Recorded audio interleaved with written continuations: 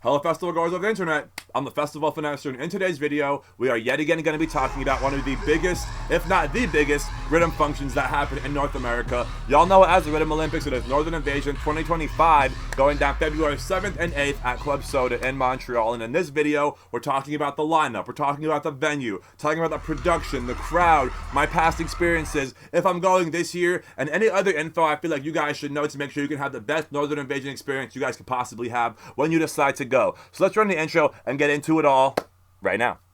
Can I get it?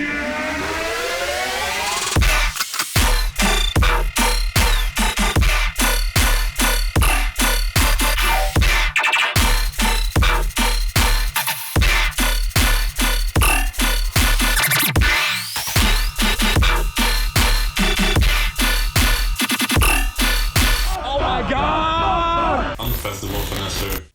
Finesse gang, can I get a yer? What is good, everybody? Welcome back to another video. For those who are new here and don't know me, what's good? I'm the Festival Finesser, my videographer, content creator, and DJ. This is my YouTube channel that revolves around music festivals and live music-going experiences with a focus and concentration on dubstep and rhythm, which is all we're going to be talking about today. Northern Invasion, the Rhythm Olympics, is 100% rhythm. It is probably some of the best rhythm you're going to hear and some of the best crowds you are going to be a part of, or best crowd you're going to be a part of. It is notorious for its crowd. It is considered and in the argument, debate, you know, whatever, for the rhythm capital or the bass capital. I want to talk about a little bit of my history with Northern Invasion and Alpha Squadron and just how I kind of got involved and how it all came about and why we're talking about this video or this event on this channel right now. So 2020, I see this post on Facebook about some of these most iconic, historic, legendary rhythm artists on top of some of the hottest in the game at the time, right? You got Graham Greene, Infect, Flix, Modus, Akira, Subfiltronic, right? All these icons for rhythm that I've never seen, that I've been listening to forever in this one room, right? And I'm like, holy fuck, I want to do this. And me and Bree planned to drive to Canada from New Jersey for that one show. It was a one-night event, and we drove 6 hours, which ended up being 8 hours, through a crazy snowstorm and parked in a fucking mountain of snow. It was a winter wonderland when we pulled up, but it was crazy, right? And we went to this show, had an insane time, and then we drove back home, made it to work. So then we had the pandemic. 2021, there is no Northern Invasion. 2022, there is still a Northern Invasion. 2023, they have the return of Northern Invasion. I got invited to come out and do the vlog and do the review and, you know, a video like this.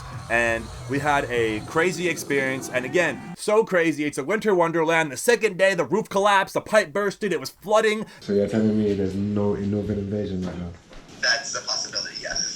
Holy shit. The venue had to get moved the same day, and we saw Shivers back-to-back Obey, 2 hours. It was fucking insane, right? Just crazy, like, you know, the community came together. Again, crazy vlog, crazy story, crazy adventure, lots of variables, moving parts. We're taking Ubers and shit's changing and it's evolving as it's going. It's crazy, right? Just like how I'm talking. It's high energy, it's fast-paced, a lot is going on. So that was 2023. 2024, we get invited back to open up the second day. Me and Who Is Brian go back to back. One of the biggest bookings I've played to this day for my DJ career. And played to a packed out room, front to back, first set, did not fuck up. And my first time going back to back with someone that, like, legitimately on that kind of level with that kind of production, someone that I've never like actually spun with and in person. We just, like, you know, virtually like got to coordinate our set and what we were gonna play and shit like that.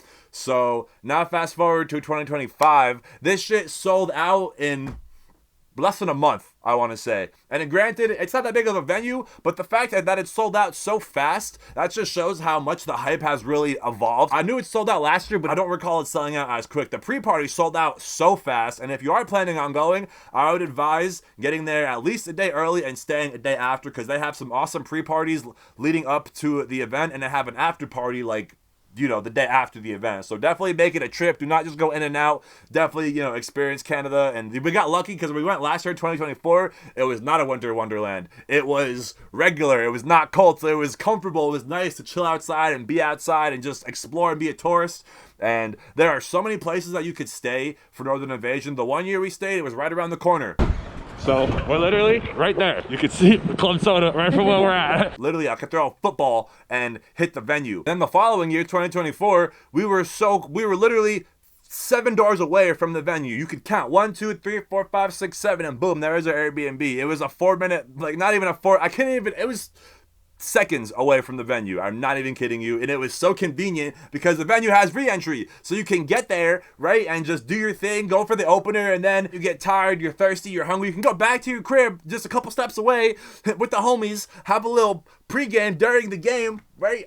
You know what I'm saying? Just grab a drink, grab a snack, and then just book it back inside. There's no line at that point, middle of the show. So it was really nice to go back and forth and have that luxury and convenience and not feel like you're just stuck at the venue or in the venue the whole entire time. Even though, like I said, there's re-entry, there's a smoking section, and when it's not negative 10 degrees, it is a vibe, honestly, being able to do that. But when it's fucking snowing and freezing, it's not really convenient and fun to chill outside and whatever. So then you are kind of stuck inside. But it's not, honestly, this is one of my favorite venues. It is the perfect size. It's definitely on the smaller side, but when it's packed out, it feels way bigger. And the fact that it has 2 stories, 2 levels, is also sick because you can be in the shits on the main floor, or you can watch how crazy the shits are from the top floor, and it's just either one is really cool to watch. Because it's very rare that you see such an active crowd from a bird's eye view like that, you know? Yeah, as far as the venue goes, honestly, I have no complaints about it. It is kind of smaller scale in production, and I do kind of like that because for rhythm, right? A lot of these artists don't have crazy visuals, and a lot of the craziness comes from the performance, you know, the doubles, the chopping, the crowd engagement, the stage presence. So you don't really need to watch what's going on. You need to listen to what's going on and really watch your surroundings in the crowd. And again, the crowd is like none I've ever been a part of before, and it's notorious. There's a lot of hype, there's a lot of energy in that room, and it's very rare that you are in a room like that full of a lot of core rhythm kids. You know what I'm saying? Like, it is very, you know, by the culture, for the culture.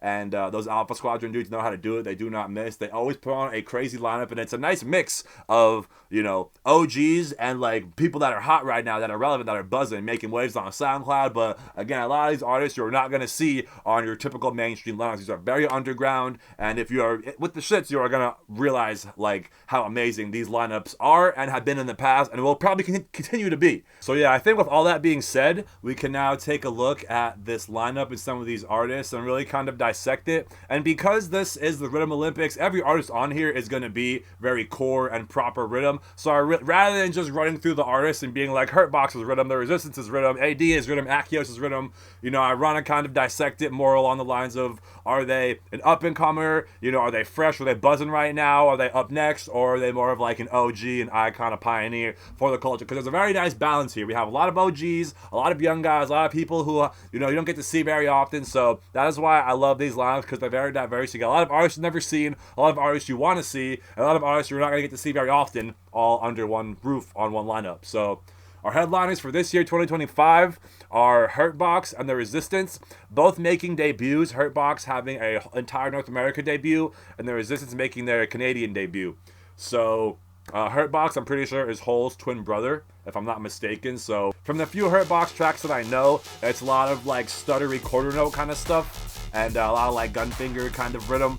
And The Resistance is more like core rhythm, more like old school vibes, or like old school sounds with a modern twist, and kind of giving it more high energy than the more like spacey chill stuff. And then getting into our next tier here, we have another pioneer, AD, repping Monsters. And again, someone who you're not going to see very often, someone who doesn't come around very often. And again, that is a very special kind of like a treat set. We have Akios,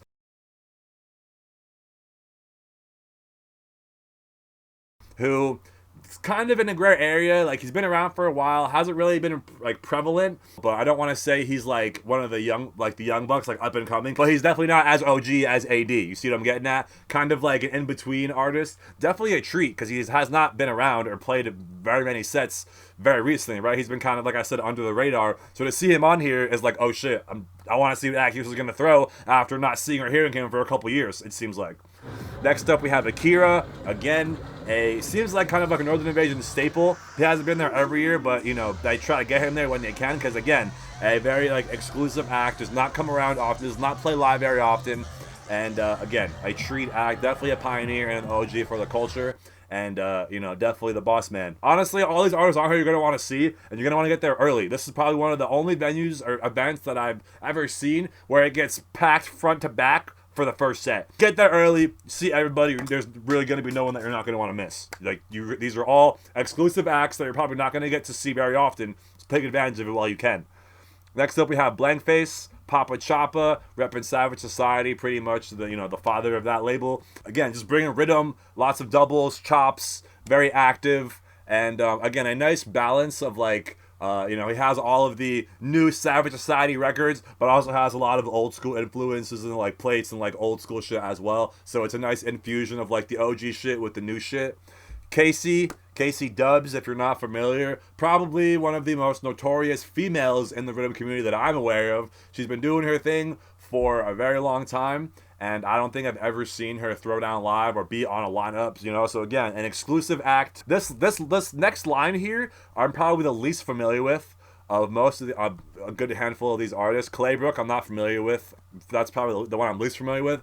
Dasim, I'm kind of familiar with. I have a couple tracks. I've, seen him, on SoundCloud through my scrolling. I know he's respected. I know he's been doing it for a while, but I couldn't tell you what kind of vibe or sound or, so I'm just going to leave it at that and know that I know him. He's respected. Cold, back-to-back Kiru. I'm very familiar with Cold. I've been following him for the last like maybe 2 years, I want to say, and definitely keep up with him on Instagram and Twitter and things like that. But Kiru, I'm just as unfamiliar as I am with Claybrook, to be honest with you guys. So if you have any info on Kiru, any tracks I should check out, recommend, let me know in the comments, and I will start doing my homework. The next line on here, this is probably my favorite line. We have Madcore, who I saw for the first time at Northern Invasion. I forget which year, but that was like the one that I was kind of like having no idea what to expect, and I was floored, bro. I was like, this is fucking crazy, bro. Same thing with Roy, bro. I have never seen Roy just recently, and that's probably the artist I'm most excited to see because I have never seen him of all the artists on here, and I know everything that he's been putting out I have been enjoying. So, someone who has been buzzing, and definitely one of the, up-and-comers, young bucks on this lineup, who I'd probably say is like the newest and, yeah, like the most like up-and-coming artist on here. Everybody else, for the most part, I would say is pretty established. Like Small B and Zadax, a little bit more recently established in the rhythm community, but definitely have made their mark. I'm pretty sure they both are repping monsters, and both very high energy, very diverse, and they can kind of do like a wide spectrum of rhythm. They can do like really heavy and bouncy, or like really like old school and spacey. That is a really complimentary back-to-back as well, and that one is going to be one like I said, you're not going to want to miss anybody on this lineup. There's really no one that like, oh, I could miss them, like, yeah, this is going to be insane from start to finish, and that is one of the like nice features about this event. You really kind of get your money's worth because you are there from start to finish, like just going at it from start to finish nonstop. And, like, you don't get sick of it. It's crazy. The energy in there is, like, at 11 the whole entire time. And the last one in this, like, main section here, we have Stin. And, again, that is another pioneer. OG, been doing shit for a very long time. And definitely one of the pioneers of rhythm, I would say. Artists like Akira, AD, Stin, they have a lot of old school tracks that everybody remixes and, the rhythm anthems, if you will. And then we have these probably two of the hottest up-and-comers right now, Pike and Hamro. Pike making his Canada debut, and Hamro being from Canada, so this is kind of like a nice full-circle moment, being able to throw down at the Rhythm Olympics in his, his home country for the base capital, right? So that, and he did his thing last year, did a back-to-back with Shivers. Hamro!